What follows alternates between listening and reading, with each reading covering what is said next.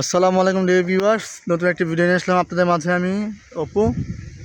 এখানে হচ্ছে আপনার একটি প্লট বিক্রি হবে 5 কাঠা দক্ষিণমুখী, খুবই চমৎকার প্লট।